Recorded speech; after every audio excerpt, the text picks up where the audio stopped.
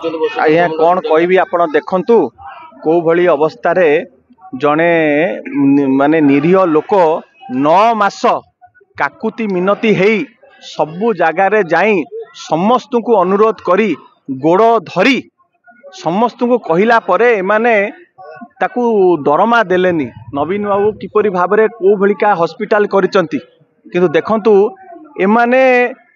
जड़े कर्मचारी को 9 मास दरमा दउनांती एवं अनेक कर्मचारी एभली अछन जो माने 4 मास हबो दरमा दउनांती एवं तांकर जिए दायित्व रे अछंती से कहउचंती मु हेली मंत्री को लोक मु मंत्री को कथा बुझी देइची मु दरमा एठी देबी नाही ए भलिका अराजकता एठी चलीची एवं गोटे निरीह जीवन आज चलीगला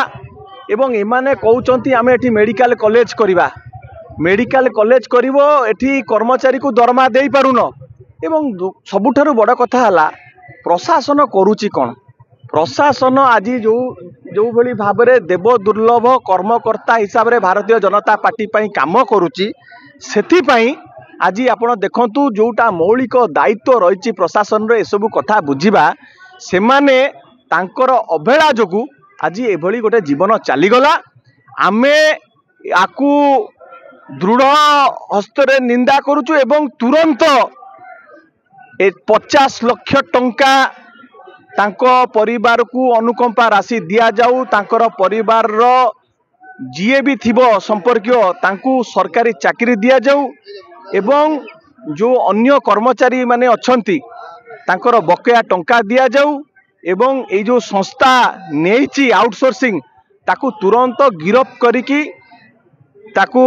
कोर्ट फॉरवर्ड करा जाऊ एवं स्वास्थ्य मंत्री परोक्ष रे सबु पई दायी आज स्वास्थ्य अवस्था ओडिशा रे संपूर्ण भाव में भुसुड़ी पड़ी।